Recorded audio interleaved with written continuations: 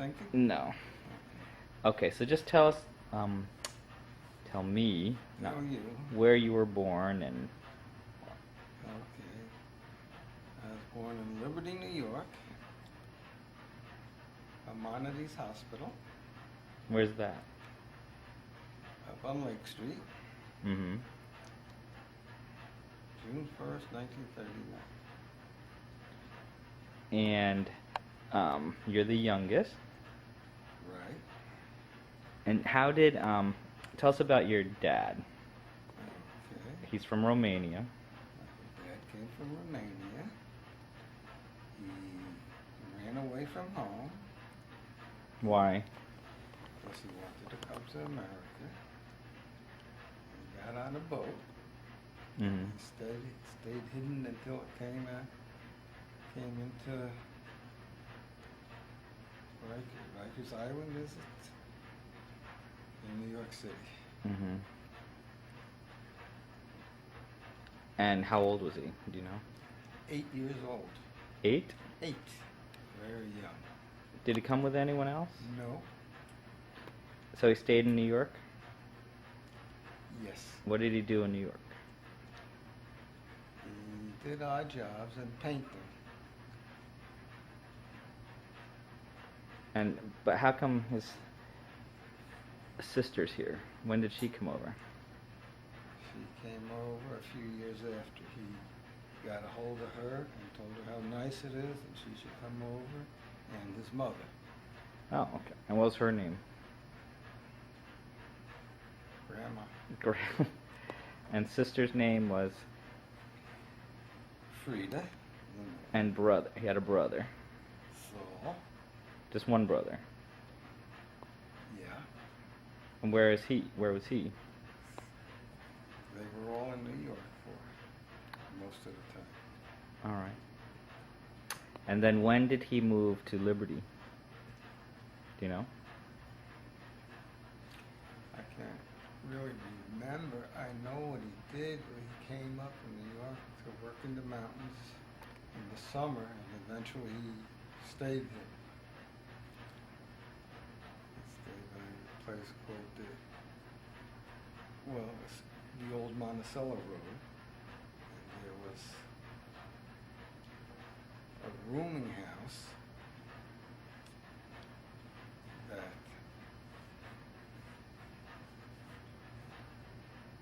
Grandma's aunts owned, and he liked Mom, so he just kept going there. Mm-hmm. He always showed up on her doorstep somehow. So then, when did they get married, do you know? Let me think. It's a guess. I believe it was 1934. Mm-hmm. And then when did he open the auto parts? Okay, that came much later. The first thing he did when he was up there, he drove a taxi. In Liberty.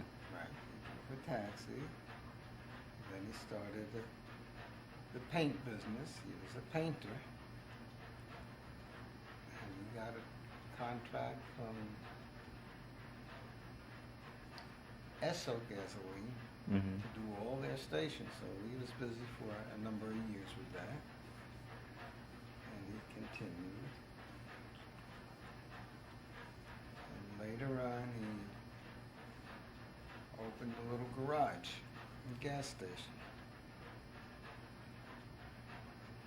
And little by little, he would go down to New York and buy parts, what's everybody been needing. And he knew what most cars needed. So he would buy a bunch of stuff and bring it back up. But eventually, all the other garages started to come to him because he had the parts and all what they needed. Mm-hmm.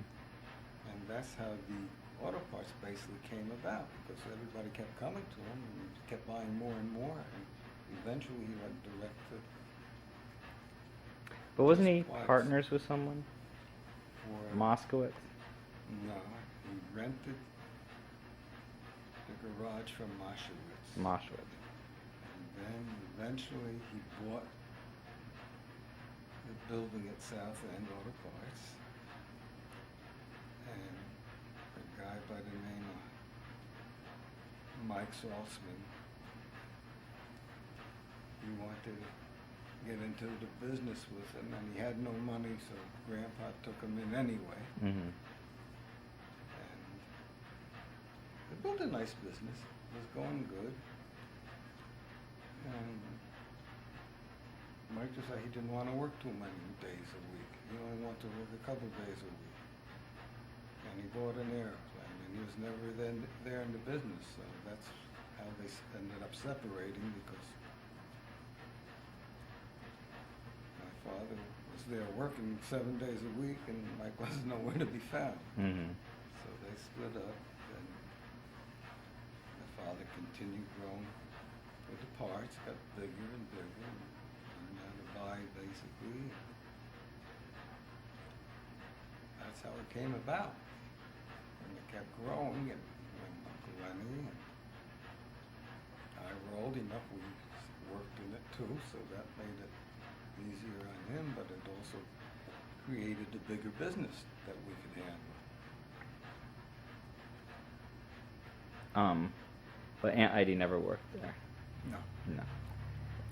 So how would you did you get along well with your dad? Sometimes. Why sometimes? Well, basically we got along, but he had different ideas than I had at times, but basically he never got along with Uncle Lenny. Mhm. Uncle Lenny had completely different views than Grandpa. I got along with both of them. Mm-hmm. What about Aunt Heidi? Did she get along with both? Yeah, she got along good, and her place, I guess that's how they figured years ago. Her place was to be with Grandma in the kitchen and making a nice home. What was Grandma like as a mother? Like how would you describe her? Well, she was a good mother. She did whatever she's supposed to do and kept us all together very nicely, family affairs and all.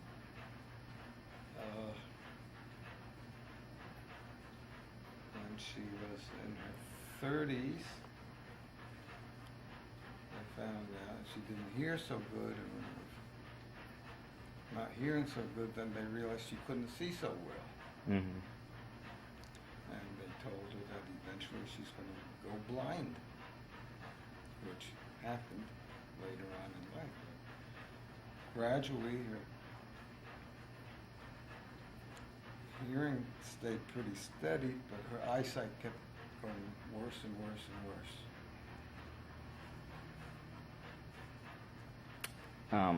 And how would you describe your dad? Very hard worker, Mm-hmm. 7 days a week.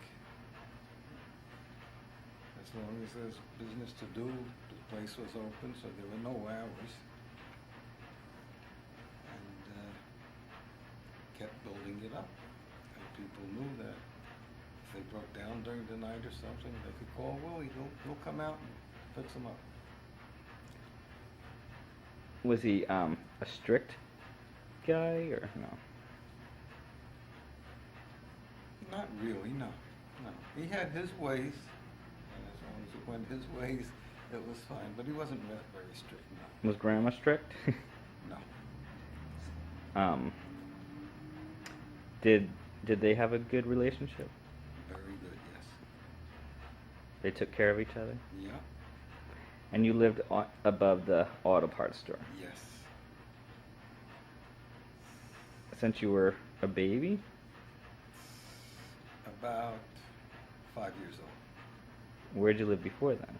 I was born on Rwanda Avenue, Mm-hmm. and was there for about till I was 2 to 3 years old.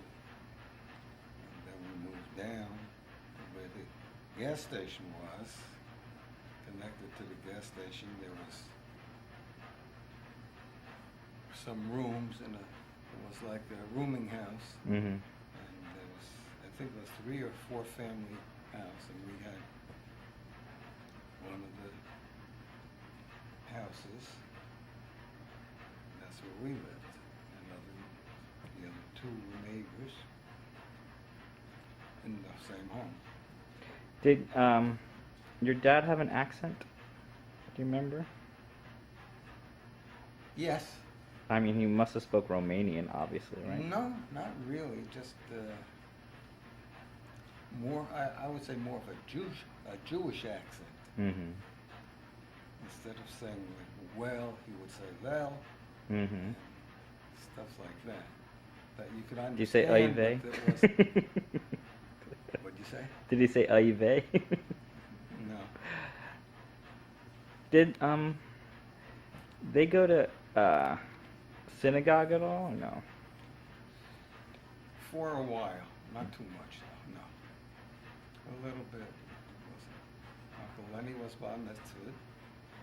He had a private rabbi that he learned from. And the girls don't do anything, and I felt I didn't have to get bar mitzvah. Why not? Well, I don't know really why not. So Probably because of the expense. yeah. But you always had food on the table? Yes, definitely. Yeah. What kind of meals do you remember that Grandma cooked?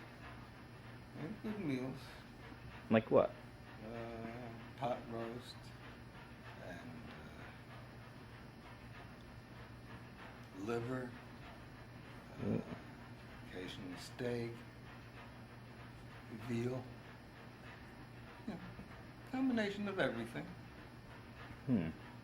So who got married first, Aunt Heidi or Uncle Lenny? Aunt Heidi. And she met Uncle Joe in Liberty, right? Yes. And weren't you riding your bike and he told you, and you almost fell off the bike or something? Yeah. Right. What happened? That's later on in time. How they met. Grandpa started bowling, and then Uncle Lenny bowled with him on the team, and then eventually I bowled with him on the team.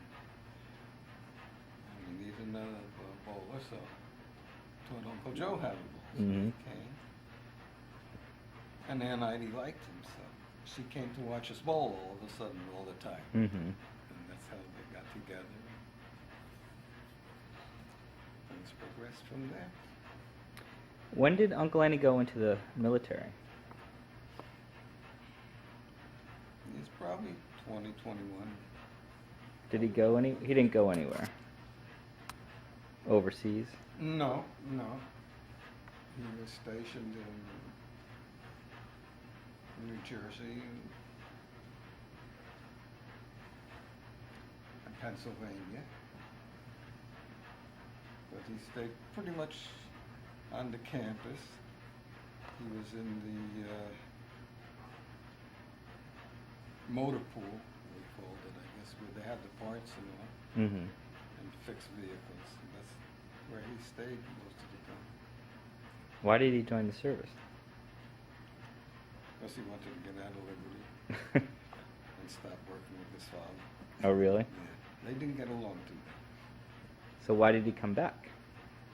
Well, his term was up, he came back. Where's he going to go until he decides what he's going to do? And then he came back in business. And At that point, things worked pretty good. We got along better, and I got into it too, so we were all involved. and when did he meet Barbara? Is she from Liberty? No, she was from Wurtsboro, and we used to put on an automotive show for the garages and gas stations. And we would have all of them come and look at different parts and the newer stuff that was coming up and what's happening. And we had all the manufacturers came and helped out. And it was a nice size, just like going into the Coliseum and seeing the automotive show. This was for parts.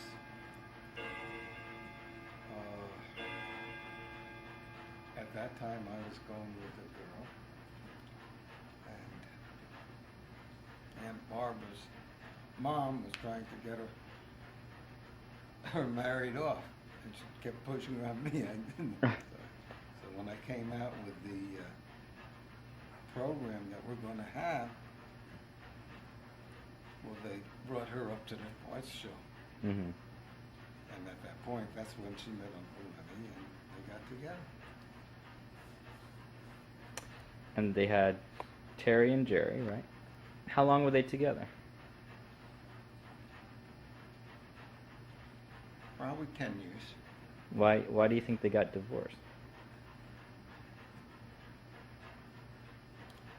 Because Uncle Lenny liked to stay at home and Aunt Barbara wanted to run around. Hmm.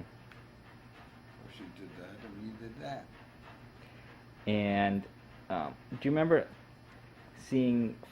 getting together with family a lot? Like Aunt Naomi, and like, did you get together for holidays, or did they come up to Liberty? Did you go to them? Aunt Naomi lived in Newark, New Jersey, and yes, on holidays, weekends, that they would come up to see it. Now Aunt Mary and Aunt Naomi and Aunt Bessie were all sisters. And their mom had the boarding house on Old Monticello Road. And that's where everybody stayed. Oh, okay. Is that house still there? It was called the Sunshine House. And up until a few years ago, it was still there. I haven't been there in a long time. I don't know if it's still there. And right up the street from them were very good friends. Their name was Feinberg, Claire and Ruth Feinberg. You met Claire. Mm-hmm. Her husband And their daughter's out in California now, right? Vivian. Vivian. Yes. Yeah. They also had a son. I don't know where he is. And do you think you saw Grandma's family more or Grandpa's family more? Did I see him more? Mm-hmm. Like, like for holidays, did you more often go with Grandma's or see Grandma's families or Grandpa's family? Because Grandpa didn't have a lot of family here, right? Yeah, it was pretty even. It was pretty even. Yeah. We visited them both. You went to see Aunt Frida.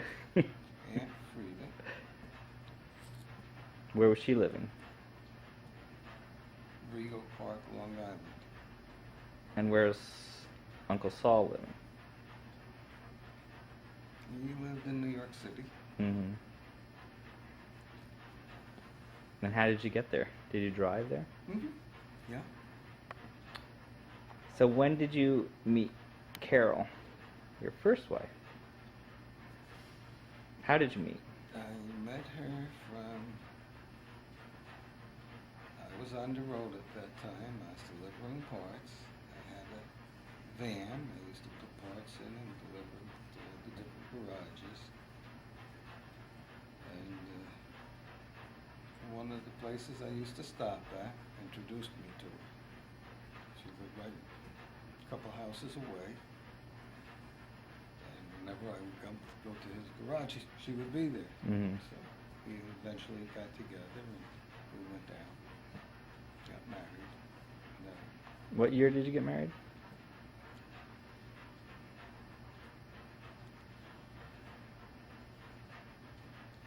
good. I'm thinking late 50s. 50,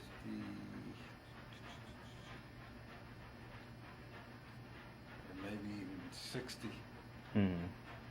61, And how were Bonnie and Judy as kids, babies? Completely different, Yeah. just like they are today. Mm-hmm. Bonnie was meeky and quiet, and Judy was loud and wanting to go. Yeah. And where did you live? We lived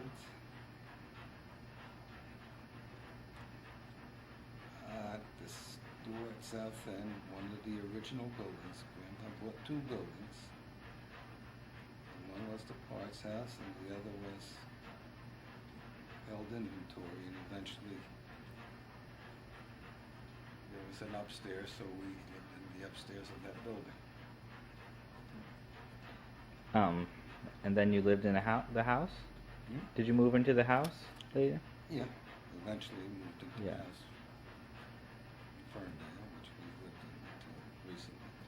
Do you remember, it wasn't built, or did you buy it from someone?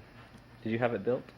No, someone else had it built, and they weren't there too long, and they wanted to get out of there, so So it was fairly new when you bought it. within the year. Oh, really? Yeah. Do you remember how much you paid for it?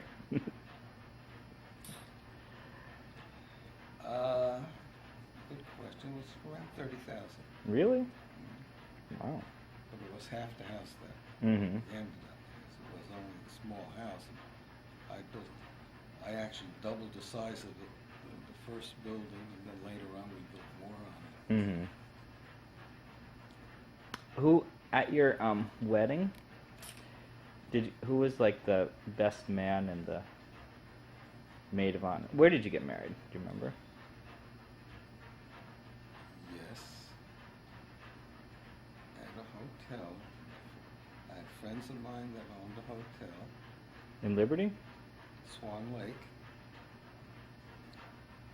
And my best man was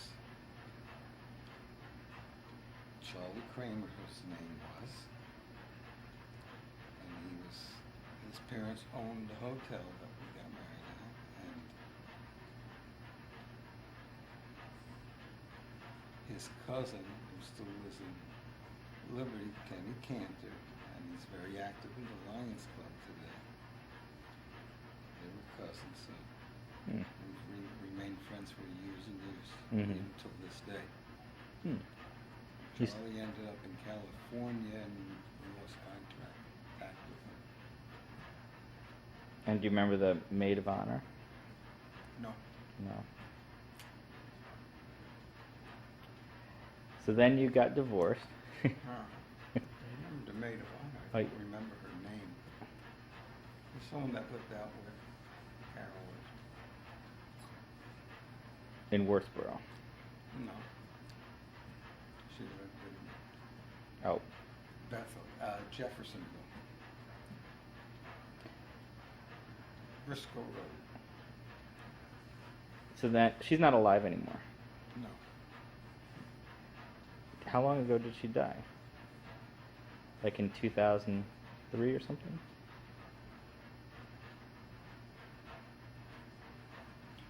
No, I believe it was before that.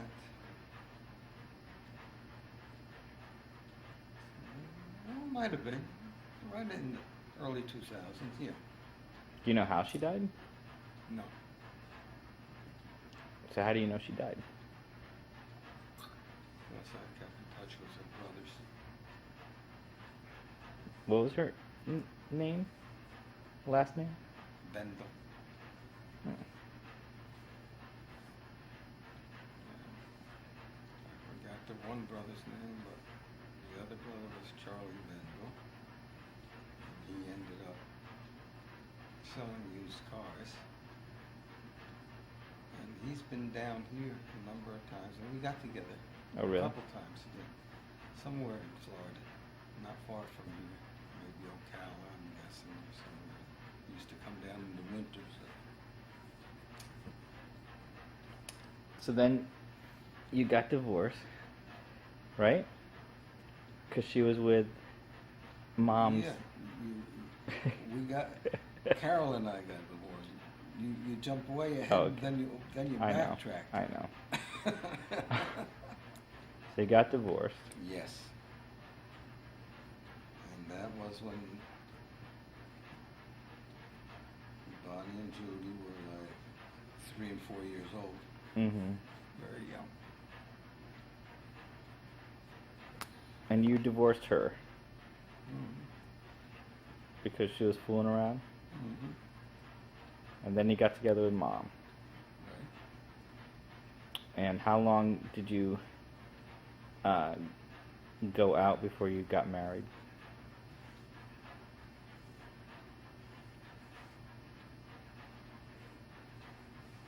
I'd guess probably a year. A year. And then you got married in 1970. Mm-hmm. And then, what else do you remember? As far as what? I don't know. How would you describe Mom as a person? As a person, the most wonderful gal I ever met. Yeah. And as a friend to everyone she was friends with, there was always to do for somebody else. Mm-hmm. And she believed in going to church, and Jesus, and her whole life was doing for others, and right up until when we moved here. Mm-hmm. Always like to be active in things and helping others. How did you? So you worked at South End, and then you traveled, right? Yeah, I was on the road when I was a traveling salesman. And you won a lot of trips, didn't you? Eventually, Like yes. to London As the and- business built up, we had, we dealt with manufacturers, and they had programs, and lucky enough that we were always in the top listing to be able to possibly win, and we won them, quite a number of them. A trip to Chicago, a trip to Florida, a trip to Bermuda, wherever it might have been, and we would go. Did Uncle Lenny go on any of the trips, or just you? No, he did. He went on some of them, yeah. We split them up pretty equally. I think I went on more than he did because I liked going better than he did. And who? When did you buy Giroux? Bought Giroux in 1978. From who? Ike and Andy Friend. Ike Friend and Andy Roback. They were the owners and they wanted to get out. And they said, we're right across and we're in the same type of business. It would be ideal. They talked us into buying it, Mm-hmm. which was a good thing. It was nice. And you and Uncle Lenny were partners. Yes.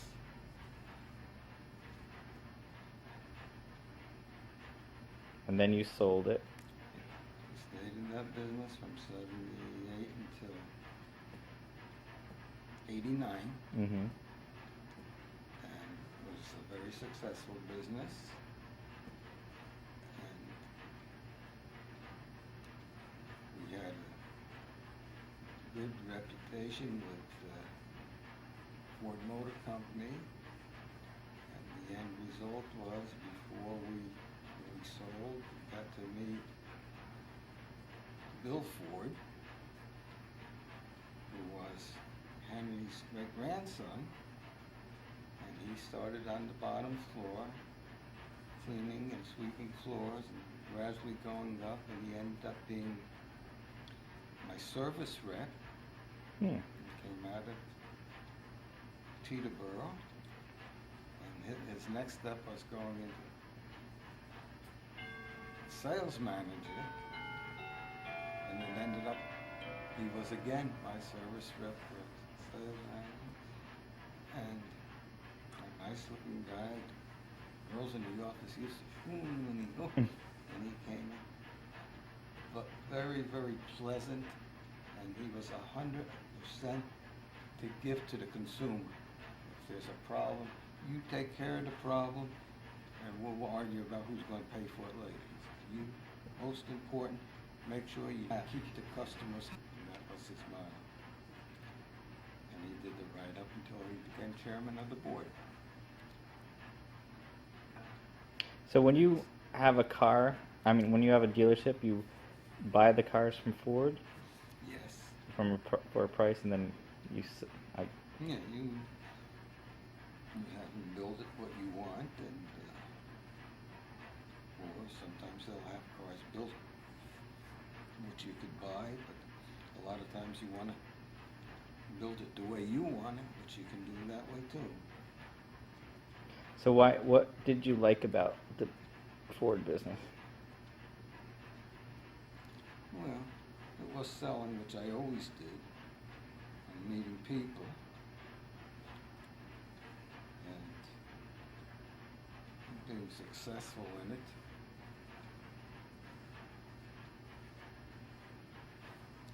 What did you not like about it?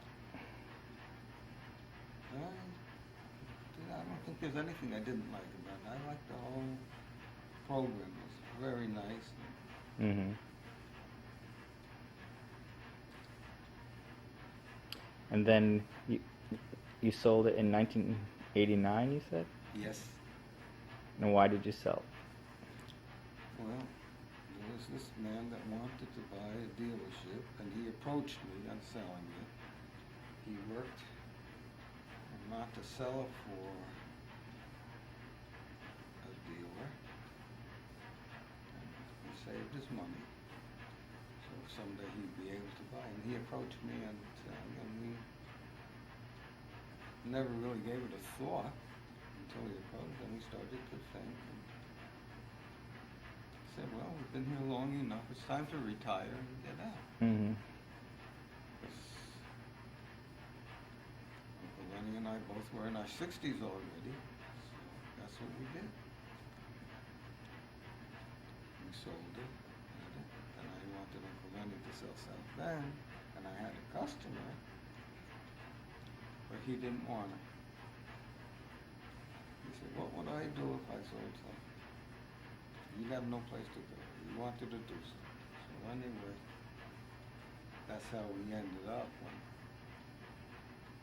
I decided to move away from Liberty, and he stayed at South End. And why did you decide to move from Liberty? Because mainly I couldn't stand the cold weather. And I got to the point I would always freeze, I had frostbite, my blood vessels froze and popped, which was dangerous. So, that was the main idea. We moved. So I thought, well, I'm going. I gotta get to warmer weather. What'd he say? And I go. My first stop was Myrtle Beach because I'd enjoyed going down there playing golf with a bunch of guys, and I knew the area, and I thought that was a nice area to be in. And it was, and we lived there for only a few years, but it was nice. The one thing I'm missing was the last trip to Myrtle Beach. We had an ice storm, black ice. And Mom went up for the mail, and walking up the driveway, she fell and broke her wrist. I took her up to the hospital. It was a weekend. And the aunt said, oh, you got to come back on Monday. We don't do anything like this on weekends. There's nobody on call. So they taped her wrist so it won't swivel too much. And then Monday, and I got mad about that. So this is the kind of area we live in. It's time to get out of here. Hmm. And my choice was Myrtle Beach, and that's what we did. Not Myrtle Beach, North Carolina. Right. Then you moved. Very close to Myrtle Beach. We were only a couple miles away. And then why did you move to Florida? I wanted to go down Christmas time, take a ride down to Florida, go down the West Coast and visit a lot of friends that we have, make a circle when we got down Miami Beach and come up the East Coast. And Mom agreed on that. I said, that would be nice. We'll be able to see all these people, which we did. I was watching the Golf Channel. Oh, probably a couple weeks before this, and Nancy Lopez was advertising the villages.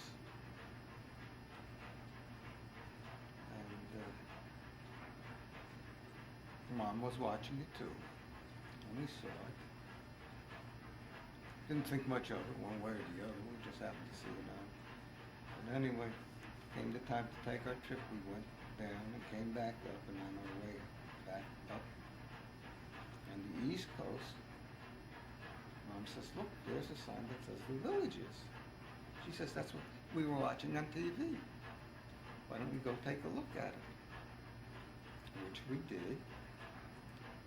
So we went in, and we were just in time to take a bus ride, a tour of the villages, and we did that. And we talked to when would we come down again, when we could really look around and see things. So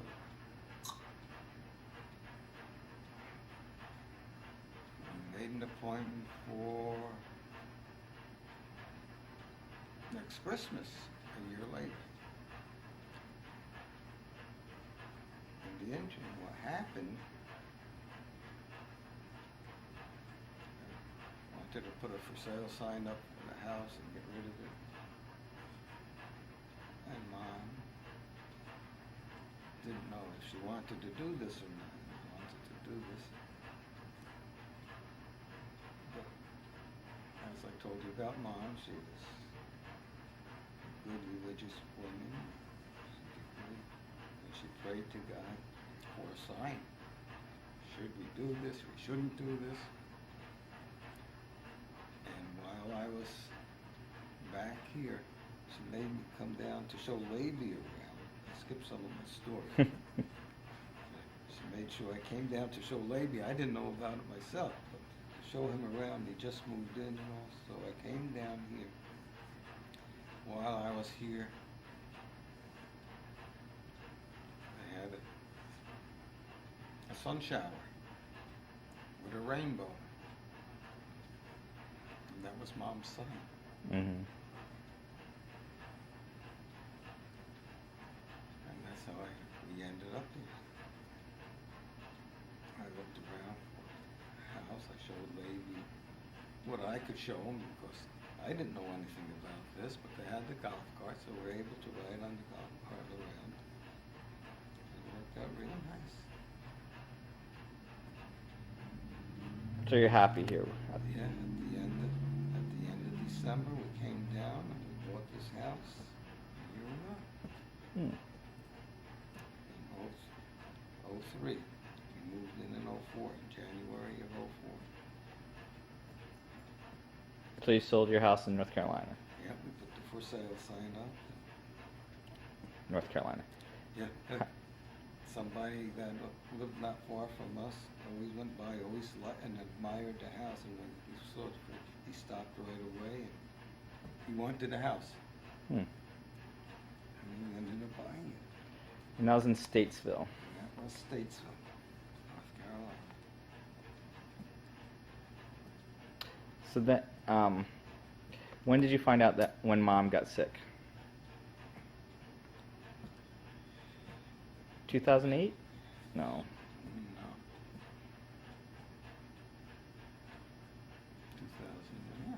2007, 8, right in there. She wasn't feeling good. She wouldn't go to the, finally I convinced her to go to the doctor.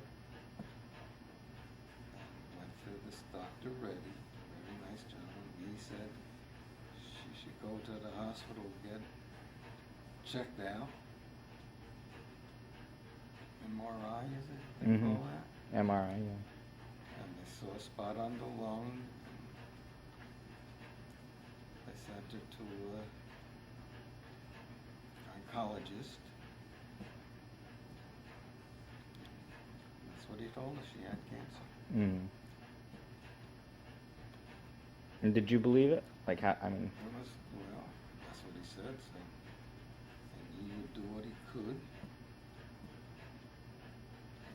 And he said, you know, I could probably keep you going for maybe 5 years, but that's it. mhm. That's your life expectancy at this point. He's very much up at front. And he did very well. He was doing good. Everything was going terrific. He trained at Sloan Catering in New York City. And he's got a hold of people there telling them about Mom, how she's doing and all, and she was doing so great. On one of the trips down, he says, you know, through you I might become very famous. The way everything's going, if I can cure your cancer. And he says, I got a very positive out. We're going to make history. Mhm. And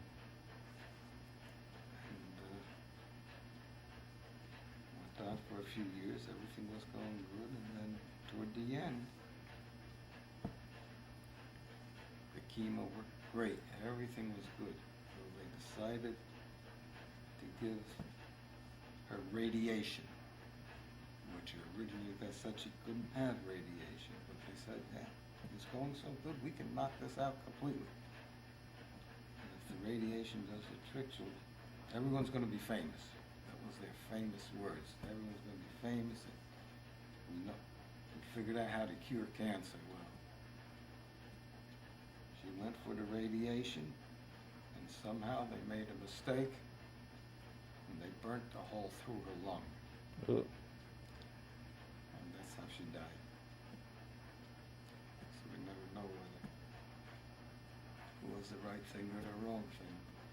Well, I remember I called when Jonah was born Right? to say that Jonah was born, and everything seemed good. Right. Everything was going good. And she sounded hot and good spirits, and Right. then the very next day, she seemed panicked, and she said, "I have to rush to the hospital," or something like that. They're doing tests. Yeah. And when we called it, we were in the hospital. And things were not going good. And our doctor said, just coming along fine, don't worry, everything's fine. And that was the oncologist. And now she had the oxygen doctor. Mm-hmm. And he said, it's bad, she's not going to make it. And then we had a regular doctor was there, and they all concurred, and they, 2 of the 3 agreed, she's going through a phase, she's going to be great. She's going to come out of this. That night, Keith called a couple times, not wanting to know. I said, no, she's going to go home tomorrow. That's what the doctor said. She'll be fine. She'll be going home tomorrow. Well, our good friends, Bill and Judy Melinda, were there. And unbeknown to me, she called up Keith and said, you better get down here. And you know the rest of the story from there. Keith called you Mhm. and Bonnie and Judy, and you all came down.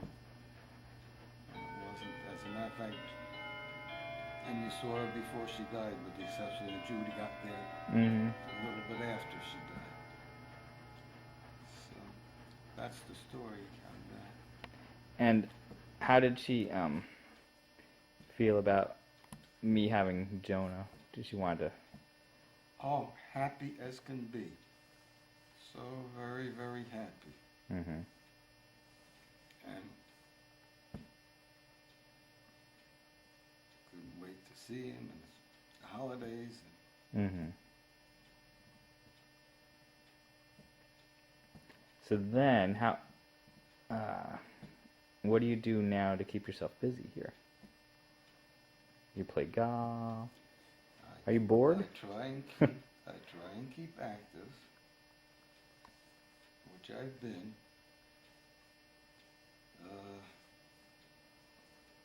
This past year's been slower though, but I'm playing ball, softball 3 days a week, bowling 3 days a week, and 3 or 4 days a week I was playing golf, so I kept very, very active. But it slowed down after Mom passed away because I didn't keep up with everything. They changed the days for softball, which loused up my golf, so I couldn't do them both like I was. I had to choose one or the other. And so the days that were golf days became softball or golf, one or the other. And the days that I used to play softball, I did nothing. You know, I worked around the house and all, and that was it. Mm-hmm. And gradually it got,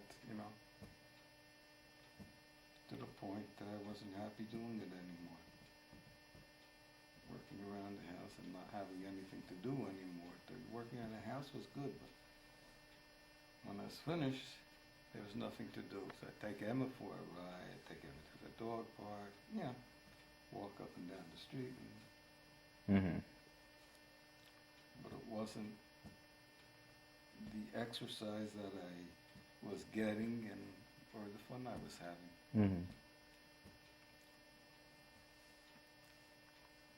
So what else? Anything else? Basically, that's pretty much it.